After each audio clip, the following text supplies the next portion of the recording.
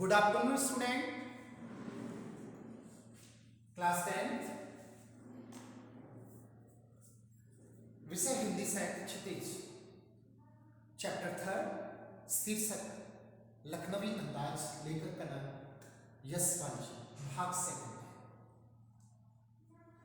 आपने जैसा कि पढ़ा था, अभी मैंने फर्स्ट भाग में आपको पढ़ाया कि लखनवी अंदाज में एक नवाबी जो व्यक्ति हैं, जो अपने आप को दिखा रहे हैं, ढंग कर रहे हैं, सामंतवादी हैं, जो जैसा कि यहाँ यशपाल जी ने ऐसे लोगों पर कुठाराघात किया है। आगे और भी कुछ निकल के आएगा, पूरे चैप्टर को पढ़ने के बाद में आपको बहुत अच्छा लगेगा और इससे क्या शिक्षा प्राप्त होती है ये भी आपको अंतिम दौर में उपसंहार जब इस चैप्टर का करेंगे तब आपको पता लगेगा। देखिए आगे क्या है, तो वो बैठे हुए हैं, पाल्टी मार के, सफेद कपड़े पहने हुए हैं, बढ़िया तरीके से बैठे हुए हैं, जम के तौलिया सामने बिछा हुआ है, खीरा उस पर खीरे के पीस रखे हुए हैं, क्रमशः चमकते हुए सितारों की तरह, उन पर नमक मिर्च छिड़के हुए हैं, वो बहुत सुंदर और प्लावित हो रहे हैं उसे खाने के लिए। अब देखिए आगे क्या होता है सेकंड भाग में।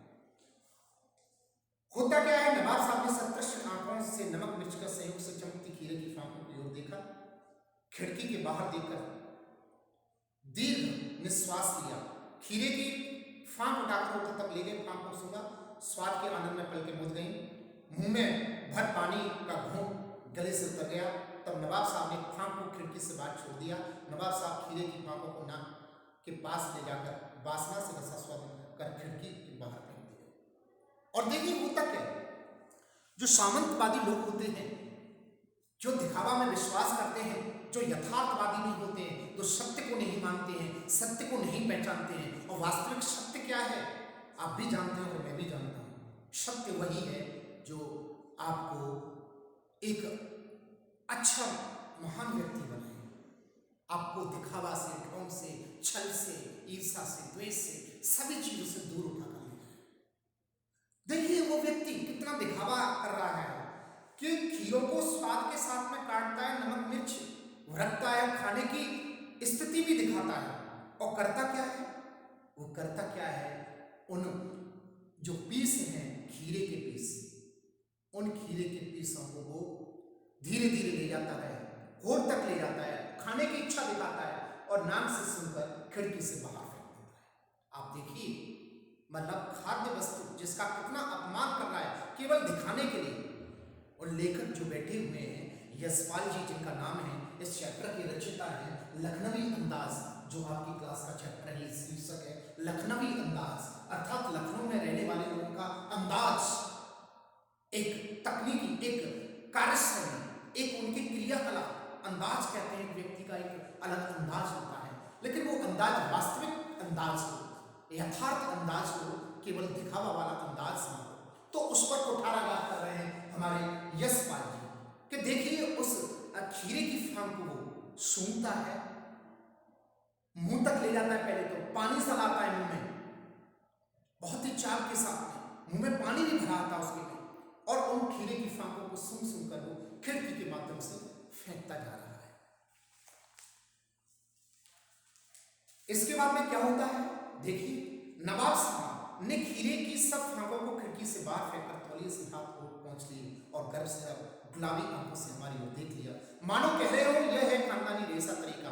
नवाब साहब खीरे की तैयारी और इस्तेमाल से थक कर लेट गए, हमें तस्लीम में सिर खम कर लेना पड़ा, यह है खानदानी तहजीब नफासत नजाकत। देख लीजिए यह है तौर तरीका।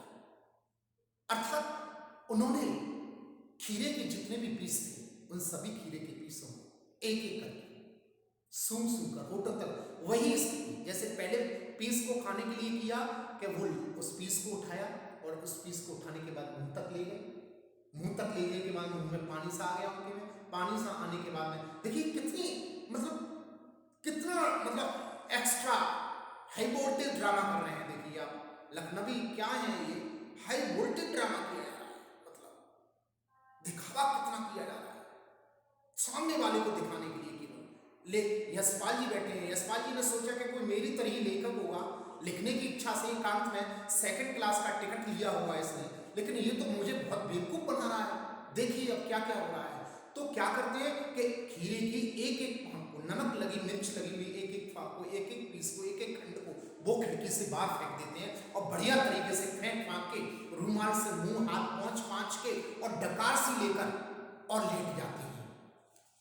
ये है रईसों की और लखनवी लोगों की अंदाज। देखिए कि उस खीरे को किस प्रकार उन्होंने, किसने स्वादिष्ट तरीके से धोया, छीला, काटा, गूदा, एक एक फांक बनाई उनसी, उस पर नमक मिर्च घोरका, मुंह तक ले गए, मुंह के अंदर नहीं लिया, मुंह के अंदर तक लेके नाक से सुनकर ये सभी को फेंक कर हाथ से तौलिया से हाथ पोंछ कर और वो लेट गए। हम गौर कर रहे थे खीरा इस्तेमाल करने से इस तरीके की खीरे की सुगंध और स्वाद की कल्पना से संतुष्ट होने का सूक्ष्म, नफीस या एब्स्ट्रैक्ट तरीका जरूर कहा जा सकता है, परंतु क्या ऐसे तरीके से उदर की तृप्ति हो सकती है? क्या आप बताइए, इन सारे तरीकों से उदर की पूर्ति हो सकती है क्या? नहीं हो सकती।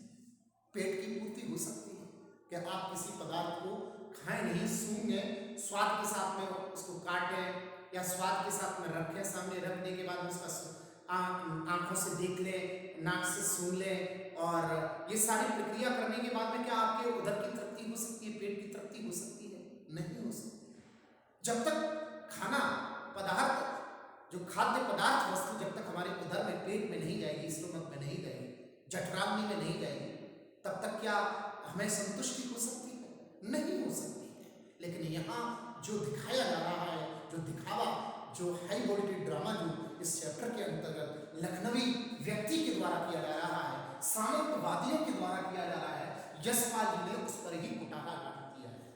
वो देखिए कैसे कुटारा, नवाब साहब की ओर से भरे पेट के ऊंचे डकार का शब्द सुनाई दिया और नवाब साहब ने हमारी ओर देखकर कह दिया, खीरा लजीज होता है लेकिन होता सकीन।